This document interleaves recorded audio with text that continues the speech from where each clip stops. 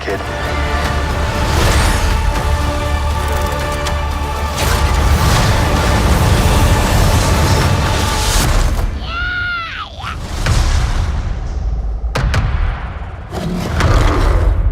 This is the way.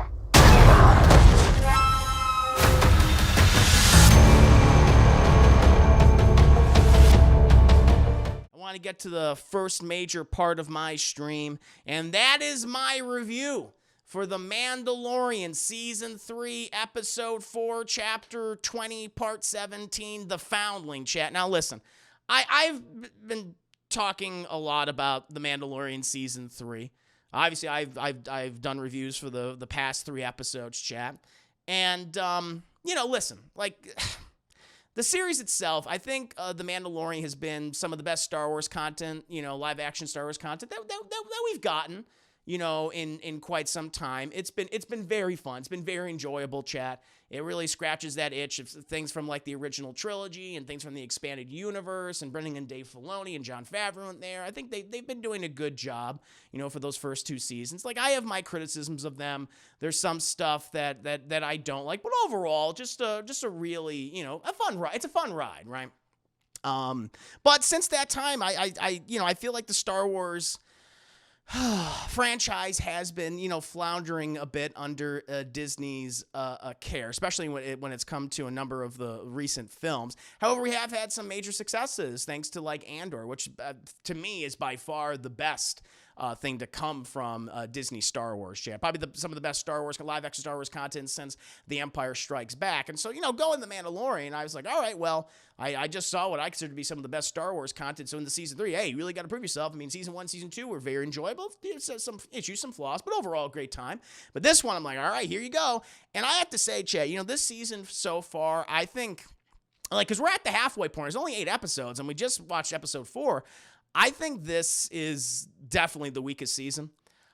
I just have this feeling like I'm not sure, like, where the plot is. Like, what's the thorough line here? Like, where are we going? And, like, because I feel like we're getting, like, a lot of setup and a lot of these other disparate storylines, and I can theorize, like, oh, who's really in the background, who's really controlling things, who's the puppet master. But I don't think there's any more room for filler at this point. Like, there's just no excuse for that. I feel like Book of Boba Fett, Obi-Wan Kenobi, those were short, limited series, and they just had filler episodes. And I know The Mandalorian, it's a continuous series, but I'm at a point now, it's like, come on. When you're delivering episodes where I feel like there's seemingly not a lot of meat to them, then that starts to get a little frustrating. And, with this episode, now, let me start off being very positive. I do like... in this episode, which, for those who are disappointed that we didn't get a lot of Mando and Grogu and Bo-Katan, all the Mandalorians, in the last episode, because we mostly focused on the Doctor in that one, and it kind of was aping Andor to a degree. I don't think it was very successfully did so. Here we're very much, back with the Mandalorian. It's all Mandalorian action, chat. I think they almost said, all right, some people might not like the 3rd episode, so next episode, just give them Mandalorians blasting and fighting and battling sky dragons. That's what you're going to get. That's what you get in this episode, chat. And that's one thing I will say.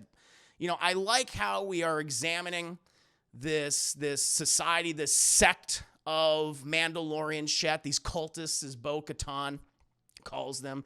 These people who take the creed very seriously, who follow these traditions. Don't take off your helmets. We kind of see what their day-to-day is like, combat, both for the adults and for the children. I'm like, I like that. That was good.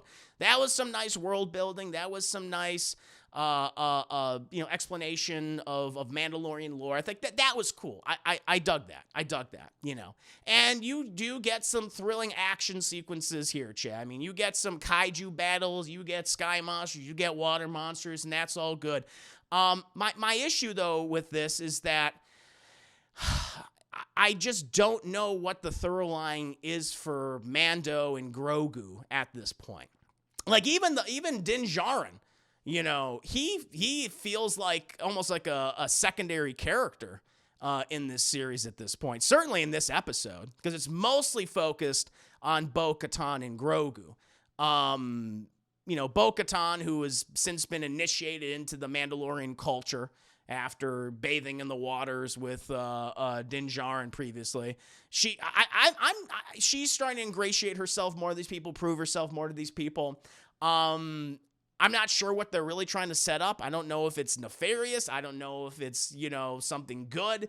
It's just like, I thought this show was about Din Djarin and Grogu. And the other thing with Grogu here, they're already kind of telling us stuff that we already knew. Like, we already knew that, yes, he was taken from the Jedi Temple during Order 66, and they do another flashback, and they show off more of that here, and you get a surprise appearance from a certain actor who is playing a different Star Wars character, which is like, that was nice, especially for that actor and what that actor went through, previously, through their career. I was like, that was cool. Visually, it's stunning, but it's like, it's not telling me anything new, really. It's like, all right. But I just don't know. I don't know what the main plot is at this point. I can guess maybe, but they're just not showing us. It just feels like so many of these. One, they just kind of wrap up the entire plot line with Mando restoring his honor with his fellow cultists. Like, that was done in 2 episodes. I was like, all right, so what are we doing here now? And like, I just don't really know what the focus is at all. Like, even this one, it's like, okay, you did some fun, cool stuff visually. It was very stunning. I mean, the money is on the screen, Chad. I mean, they definitely had an increase in budget, no doubt about that. But at this point, I'm just like, yeah, I don't really know what we're building towards. And I feel like by the halfway point, you should already kind of know what we're building towards and what's all going to culminate in. It's like, we're halfway done with the season, and I don't have any idea. I was like, I can assume, but I shouldn't have to, and that's just been really frustrating to me with this particular season. It's like, yeah, they're entertaining. It's good popcorn entertainment, and just watching a visual, like, oh, that was fun. But I don't know, compared to something like Andor, where I felt like I was getting something every single episode. It was not only establishing a new setting and building characters and lore, but it was also crafting that thorough line, that main story, from point A to point B, how Andor got this way, while also exploring the idea of what it is like to live in the Star Wars galaxy under fascism, Like, Mandalorian's just like, I guess at this point, it's like, it looks cool. Stuff looks cool, right? You got monsters and Mandalorians blasting things, and Grogu, Grogu's doing cute things again. That's what this episode is. That's what it's all focused on. I'm just like, okay, all right, but what are we building towards? And I don't know if they even know. I mean, I think infamously, didn't Jon Favreau said, it's like, yeah, we want to do this for, 5-6 seasons, but we don't know what the ending is. I'm like, oh, that's not great. So yeah, even though it's entertaining enough, I don't know. I don't feel like I'm being told a great story. A good story, even. It just feels like kind of flash in the pan every week. It's like, here's some cool visuals. Here's a fun combat scene. Here's Grogu being cute, and let's rinse and repeat. Unless we get like an episode 3 again where we don't really focus on those characters, which I imagine that will eventually happen. But yeah, I don't know. I thought this was while visually entertaining in terms of the characters, the writing, it's fine. It exists. It's okay. Yeah, I don't know. This show is just just disappointing me, honestly, Chad. I don't want to come in here and be a curmudgeon and about Star Wars. There's plenty of those people out there that are that way, obviously. But yeah, I got to critique this. I mean, it doesn't reach the lows of something like Book of Boba Fett or Obi-Wan Kenobi. Thankfully, not. But still, it's like we're just kind of treading water to what I feel like is going to be maybe set up to season 4. Which is like, is season 3 just going to be all set up to season 4 when that's going to be this big climactic conflict, and then we'll have that main line, through line? I don't know. But yeah, I just found this kind of frustrating. It's like, what was the point of all this? Battling all these monsters, and okay, maybe you're building something towards Bo-Katan at the very, very, very end, but even that, I don't know. I just found it kind of frustrating, chat. So yeah, this episode's a bit of a disappointment, but that's just how I feel about, this episode, and I guess Mandalorian season 3 so far. But how do you guys feel about this season? Are you liking it? Have you been impressed by it? Are you kind of frustrated that they don't really seem to have a main plot at all anymore? I don't know. It's just it's weird to me. But let me know. What about you, chat? How do you feel about The Mandalorian, Season 3, Episode 4, Chapter 20, Part 17.1, The Foundling? I'm curious. And again, we're not doing any spoilers or anything like that. Let's see here. Christopher, why are you reading such filth of your Aunt Liz? Oh, I know. I might have to do that soon. Oh, yeah. No, we're not doing any spoilers. Not doing any spoilers. Yeah. I kind of enjoy the light adventure feel. But yeah, they need to get to the meat. That's what I'm talking about. I mean, it's very much, it feels episodic. It's like, here's a moment in Star Wars. And it's like, okay. But we've already gotten that. We've already gotten a lot of that before in The Mandalorian. You know, it's like, now I'm like, okay, what are we doing? Because that was, again, if you look at season 1 and season 2, so much of the, like, obviously the main through line was Mandalorian, was Din Djarin taking care of Grogu and trying to find his tribe, trying to find the Jedi. Like, that was the plot, right? And protecting him and dealing with everything else in between. All right. It's like, okay, it had a sense of structure. I knew where we were going, and it culminated in that, right? In season 2, it's like, all right, he gives him Luke Skywalker. Luke Skywalker's going to train him. It's like, okay, cool. And then I figured, like, all right, now we're going to get a new adventure with Din Djarin doing something else. But it just feels like, I don't know, it doesn't feel organic at this point. Like, even the way in which they brought back Grogu, like they brought him back in another series that you had to watch, and now they're back together, and that's not really explained all that well, you know, and they're just there. And again, they're just kind of, they're just repeating what we've already seen. It's just like the Mandalorians, you know, he's being a badass. There's no doubt about that. You know, he's got more friends now. Cool. And Grogu's just being cute. That's really it. And I'm just like, what are we doing? But yeah, they need the meat. They need the meat. Spaced out. I guess they were training like the Mujahideen. Yeah. Yeah, it's very much the Bo-Katan. Yeah, Bo-Katan has taken the center role now at this point. Like, I would say in the last several episodes, yeah. She's been and listen, I love Katie Sackhoff. I think she's a great actress. I was so glad to see her play this character live, actually voice the character in Clone Wars. But it's mostly it's the Bo-Katan and Grogu show. Like, Din Djarin doesn't feel that important anymore. Yeah, it needs real focus. You think they're setting her up to take over the show?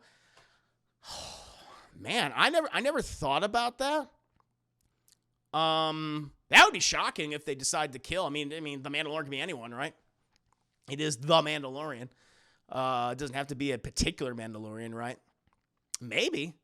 That would be bold if they decide to kill him. Well, maybe so, because I'm like, what's the point of this character now? Like, what does he serve to the story? What's going on with him? You know? I don't know what's the next step in his journey? I don't know what it is. They haven't set something up like that. It's just, I guess, just him taking care of Grogu, but he seems to be happy just, spending time in the dirt, hanging out with his fellow Mandos. Where Bo-Katan, she has some motivation. She wants to restore Mandalore. She wants to be the leader of her people. Where Din Djarin doesn't seem to want that at all. And so maybe they will set him up and her up to be the next, like, the kind of the series lead, and then they'll either Din Djarin will die or he'll just, I don't know, he'll go away. Maybe just be a recurring character. That's what he kind of is right now. He's just a supporting character in his own show. But yeah, it needs real focus. Fat Brand of the Flashback was very satisfying. Yeah, I don't want to go into too much details about it, but I was happy for that actor, especially because of his Star Wars experience wasn't exactly the best. So there was that. Although I didn't even like Andor as much as Mandalorian, but Andor had better storytelling focus. Agreed. I read that Disney made Jon Favreau put Baby Yoda back in the show, and it got to the point where he threatened to quit if they kept interfering. Wow, that's why the show seems to be so. Oh wow, I didn't know this. Well, that makes sense. That because it doesn't feel organic. Because I'm like, why is Baby Yoda back? Why is Grogu back? I don't understand this. And it's like, if that's the reason why, because they're probably selling so much merch. So many t-shirts and little action figures and stuffed dolls of Baby Yoda. There you go. That's the reason. So no wonder it just feels weird this season. And the storytelling is just taking a dip. Wow, that makes a lot of sense. That's disappointing then that they forced him to put him back in there. Wow. And you have a hell of a safe. That is the most dangerous beach ever. Every time they go on that beach, something's trying to eat them. It's either a water monster, a flying monster. It's the other warriors are attacking. It's like, just don't live there. There's so many other places where you could go. Like, why did you choose the most dangerous planet? I mean, Christ. I get it. You got something to prove, but still, holy shit. Every episode, someone's getting got.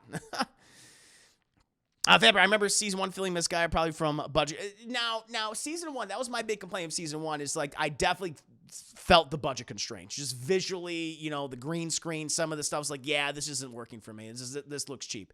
That was my major complaint. I still liked the story, though. I still enjoyed it. And then season 2, they had more money, and then they finished the story. I was like, oh, okay, that was good. With here, it's like, yes, they have more money now than ever, and visually everything looks great. That's the thing I praise about this episode. It's like, it looks amazing. It looks, cinematic. It's cinema quality, CGI and special effects and practical effects and sets. And it's like, no doubt about it. But the story is just weak compared to the first 2 seasons. KC, yo, Chris, happy RE4 remake day. Hope you're ready. I am indeed. We're about to be playing it very soon. We'll be playing on PC. Nice. No, hope you enjoy, man. Let me know what you think. I'll be playing in the next couple minutes. RNG, I'm liking it. I remember the previous seasons had criticisms for having generic storytelling. I think they're expanding on the lore of the Mandalorians. Yeah, I mean, that's what they do here in this episode. They're definitely showing off their society, their little community, their cult.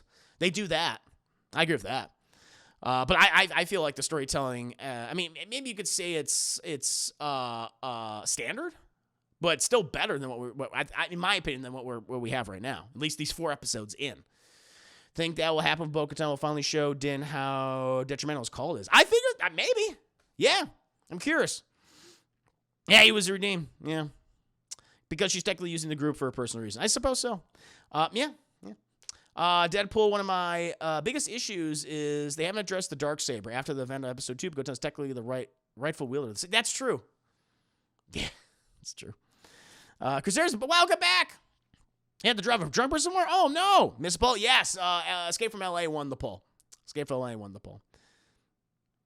Baby Yoda's meant to be a Jedi Mando multi-class. I guess so. That's fine. I don't mind a Mandalorian Jedi. There have been Mandalorian Jedis before. They always talk about that one guy. What, Vizsla? Something Vizsla? A little UFO blaster, lightsaber's cool. I don't mind that. I mean, that's fine. I just,